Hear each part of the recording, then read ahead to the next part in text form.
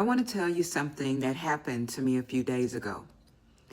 Something I honestly cannot explain, but I also don't feel like I need to. For 4 years, I have been trying to purchase a home. The thing standing between me and that dream was $45,000 I needed for a down payment. I've tried, I've planned, I've stressed, I've cried for 4 years. And a few days ago, I literally just hit a wall. I was frustrated, I was exhausted, and I did something I've done many times since losing my husband, Vic. I talked to him out loud. And I said, Vic, I really need you to work this out for me. I was at my wit's end. I was over it. I was done. I had been trying for so long. About an hour later, I got a text from the owner of that house. And she told me in that conversation that she would sell me the house with no down payment. I cried because that was not a coincidence. I know without a doubt that that was Vic. I want to be honest with you about one thing. I didn't get to a place where I could even receive that moment overnight. Vic passed almost 10 years ago. July 5th will be 10 years, 2026. Grief has a way of wrapping itself around you so completely that you cannot see anything beyond the pain.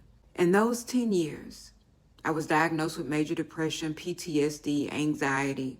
I had a child who attempted suicide, who has been dealing with major depression himself, that we were both diagnosed with after the passing of Vic. I've been so stuck to where I've been suicidal. I didn't know what to do. I felt many days like just getting up and leaving, not knowing where I'm going, but also not knowing what else I could take in life. And that hopelessness can make you completely numb to everybody, to everything, and to every situation daily in life. It can make you numb to connections that are still there and still working on your behalf. But you are so blind that you can't see past the devastating grief day in and day out. Becoming a survivor in progress means that you're not over it. You're not supposed to be. Grief will stay with you for the rest of your life. It means that you're figuring it out day by day and slowly, sometimes without even realizing that you are figuring it out, that you are surviving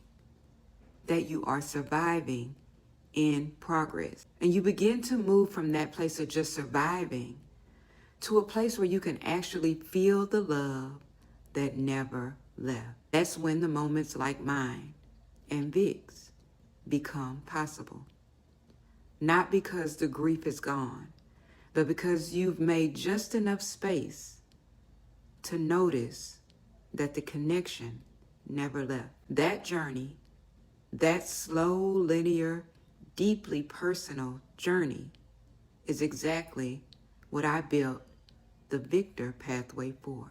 It's named after Vic, and it's a 6-step framework that doesn't ask you to move on or check boxes or follow a timeline.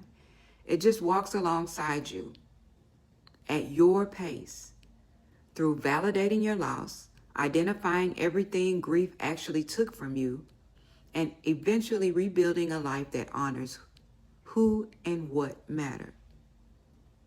The free guide is available right now.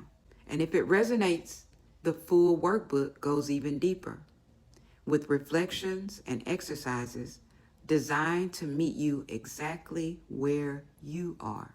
If you're somewhere in that valley right now, if you are stuck and you can't see past the devastating weight of grief, I want you to know that the connection you had with the person you lost did not end.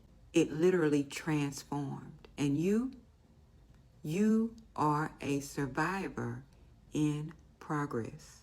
The paperwork for that house that I've been working toward for 4 years has already started. We are expected to close by August 1st, 2026.